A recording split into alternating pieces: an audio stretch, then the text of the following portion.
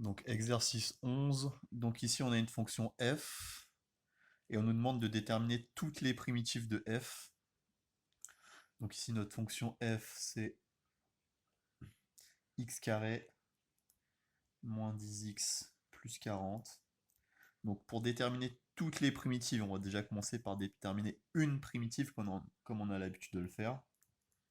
Donc là dans notre tableau la primitive de x carré c'est x cube sur 3. Donc moins 10, la primitive de x, c'est x carré sur 2. La primitive de 40, c'est plus 40x. Et si je veux toutes les primitives, j'oublie pas d'ajouter la constante. Donc plus constante. Voilà. Donc ça, c'est la question 1. Question 2. On me demande de déterminer la primitive qui vérifie ça. Donc il faut que f de 5 ici, ce soit égal à 8. Donc ça va me donner une équation qui va me permettre de trouver la constante. Donc ici, f de 5,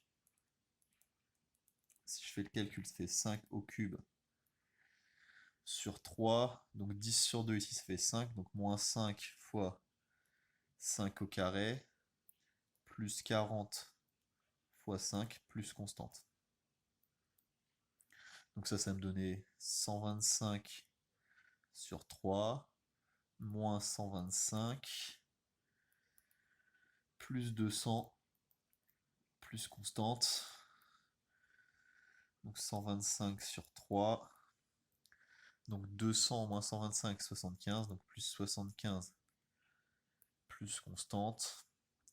Donc ici, comme on a du sur 3, il ne faut pas oublier de mettre ça sur 3 aussi. Hein. Donc 125 sur 3. Donc si je mets 75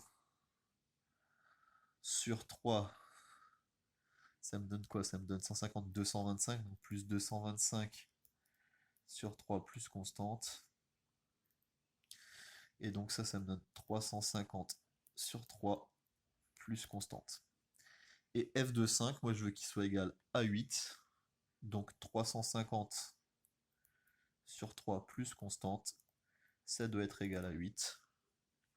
Et donc si je veux trouver ma constante, 350 sur 3 passe de l'autre côté, ça fait 8 moins 350 sur 3. Donc 8, je vais mettre sur 3, ça fait 24 sur 3 moins 350 sur 3. Et du coup, ça me fait moins 326 sur 3. Voilà. Donc on me demande de calculer l'intégrale maintenant de 0 à 5 de f de t dt. Bon, ici je vais avoir besoin de f de 5 et de f de 0. Tant qu'à faire, je vais utiliser celle qui est là, hein, qui me donne 8. Donc je sais que f de 5, je sais que c'est 8. Il me reste juste à calculer f de 0.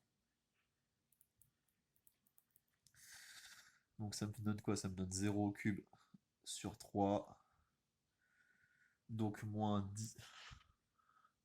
Encore une fois, 10 sur 2, ça fait 5. Hein, donc moins 5 fois 0 au carré, plus 40 fois 0, plus constante, plus moins 326 sur 3. Et donc le résultat, c'est juste moins 326 sur 3.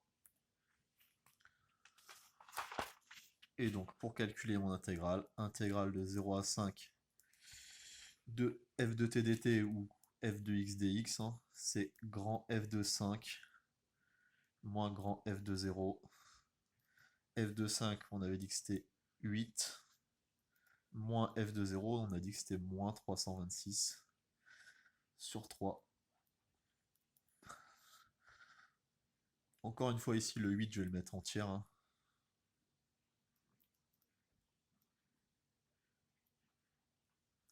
Et donc on trouve 350 sur 3.